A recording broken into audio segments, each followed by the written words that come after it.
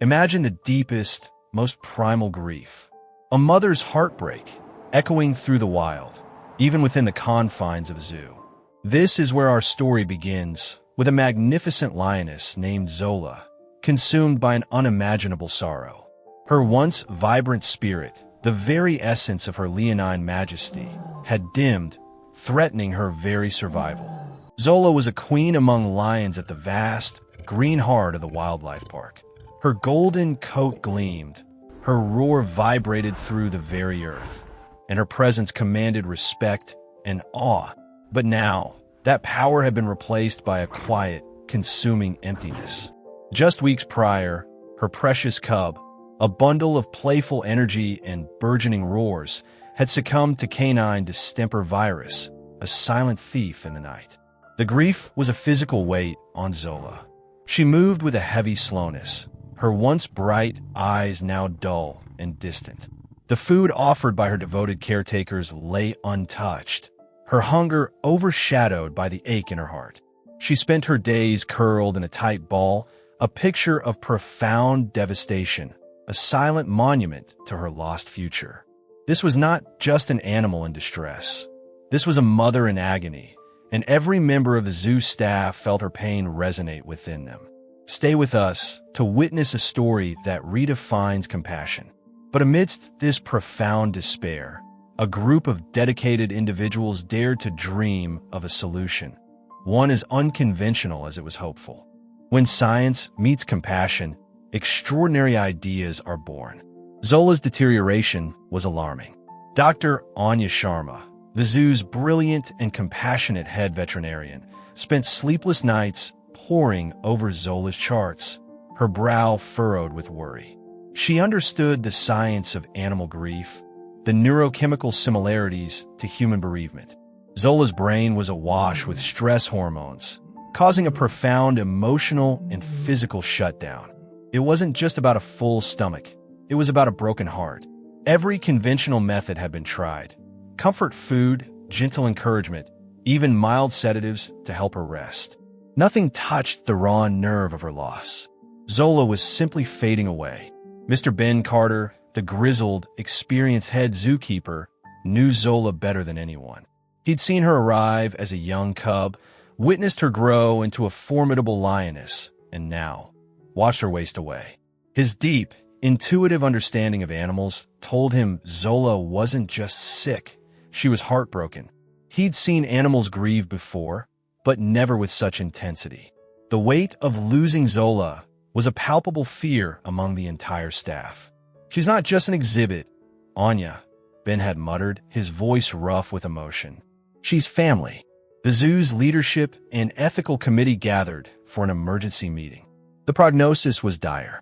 Dr. Sharma presented the scientific basis for animal grief, drawing parallels to human attachment and loss. She explained that while lions may not express grief in the same way humans do, their brains release similar stress hormones, causing a profound emotional and physical shutdown. It's not just about a full stomach, it's about a broken heart. The traditional options were exhausted. Then, cautiously, Ben proposed an idea. It was audacious, unprecedented, and frankly, a little outlandish. What if, he began, we gave her another cub? Silence hung heavy in the room.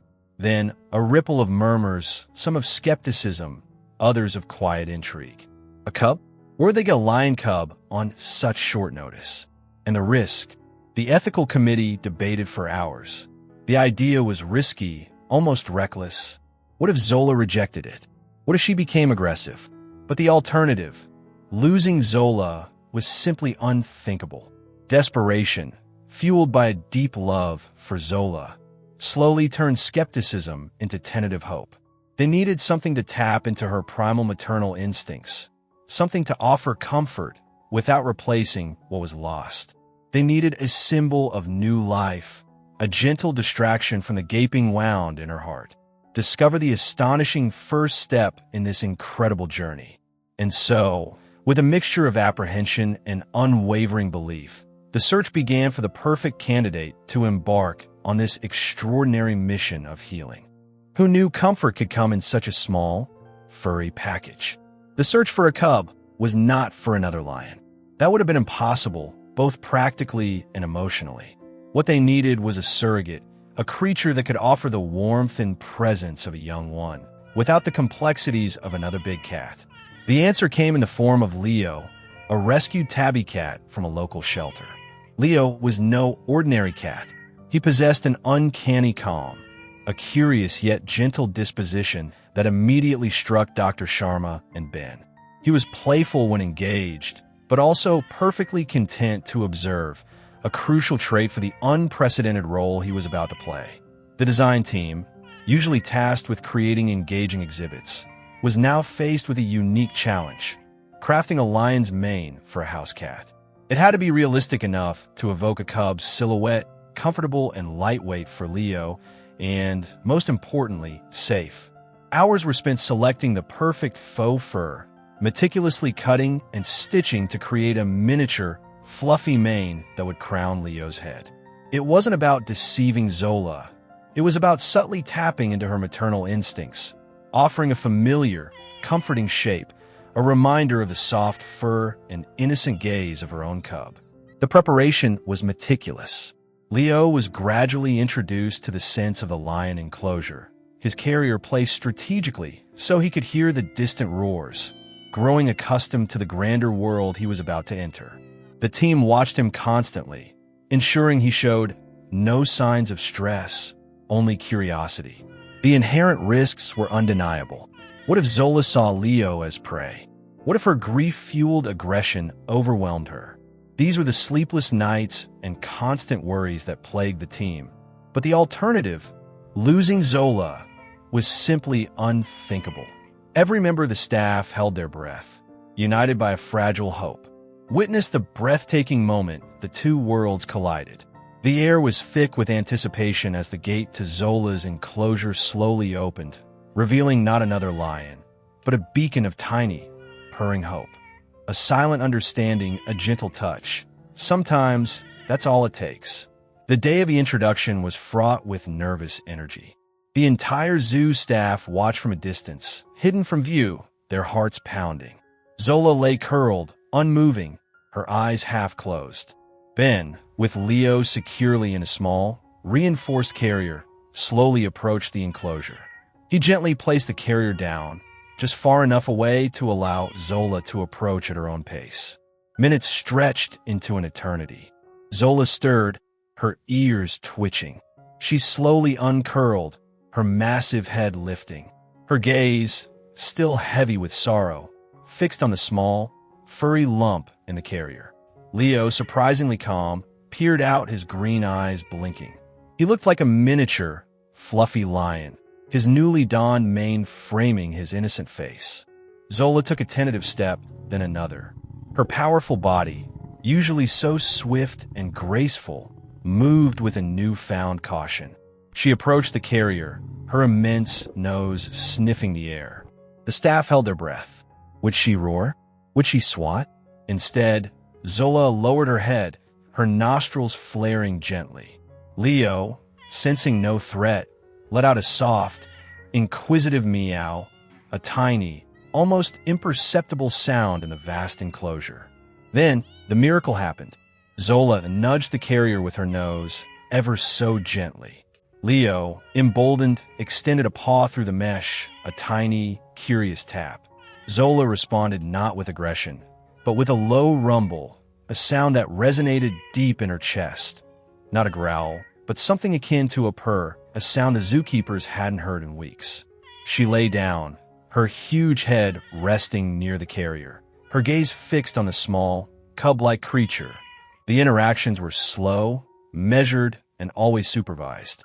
Gradually, Leo was allowed out of the carrier for brief periods, then longer ones. Zola watched him, often from a distance at first, then closer. Imagine the immense, powerful paw of Zola, gently resting near tiny Leo, careful not to crush him. Or the image of Leo, fearless, kneading his little paws on Zola's massive side, a tiny engine of purrs beside a grieving queen. It was a sight that brought tears to the eyes of even the most seasoned zookeepers. Slowly, almost imperceptibly, Zola began to change. She would follow Leo with her eyes, a flicker of interest returning. One morning, Ben found her not curled in a corner, but lying stretched out in the sun, with Leo confidently perched on her back, grooming her head. A few days later, Zola took a small bite of meat, then another. The hunger returned. Her movements became less sluggish, a subtle spring returning to her step. The light, once extinguished, began to return to her eyes. Leo had become her shadow, her unexpected comfort, not a replacement for what was lost, but a gentle reminder of the warmth of companionship and the possibility of new connections. What does this extraordinary bond teach us about life and loss? As Zola's spirit began to mend, this unusual companionship blossomed into something far greater than anyone had ever anticipated, carrying profound lessons for us all. Hope can bloom in the most unexpected places. Zola's story became a beacon of light for the entire zoo, and indeed, for anyone who heard it. She was not cured of her grief in the sense of forgetting her cub, but she had found a way to carry her sorrow with dignity and to find joy again. She was eating regularly, her magnificent golden coat once again gleaming in the sunlight. Her powerful, resonant roar returned, a sound that filled the air with a renewed sense of life. Leo remained her cherished companion, a testament to the fact that healing doesn't always look the way we expect it to. Their bond was quiet, profound, and utterly unique, a living embodiment of empathy across the species barrier. The zoo gained invaluable insights into animal psychology and the complexities of animal grief. Zola's story solidified their commitment to innovative, compassionate approaches to animal welfare, positioning them as pioneers in emotional support for grieving animals. This wasn't just a remarkable incident. It became a part of their philosophy, inspiring them to think creatively and with deep empathy in every aspect of their care. Zola and Leo's story transcends the animal kingdom. It's a powerful reminder that comfort can be found in the most unexpected places, that empathy knows no bounds, and that the quiet strength of connection can heal even the deepest wounds.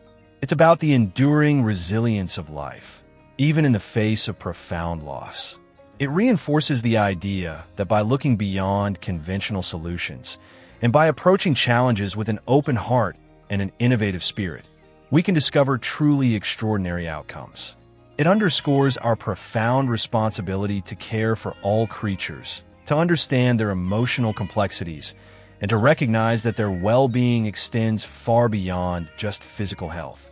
This story of Zola and Leo is just one powerful example of the incredible connections that exist in our world and the profound impact of compassion. If this story touched your heart, imagine what other amazing tales of courage, empathy, and resilience are waiting to be discovered. We invite you to explore our channel for more stories that celebrate the wonder of the natural world and the enduring spirit of life. Click here to subscribe and join our community, or check out our playlist of other heartwarming animal rescue and conservation stories. We believe that by sharing these tales, we can inspire a deeper connection to the creatures we share our planet with and encourage innovative solutions for their well-being. Share this story with someone who needs a little hope today.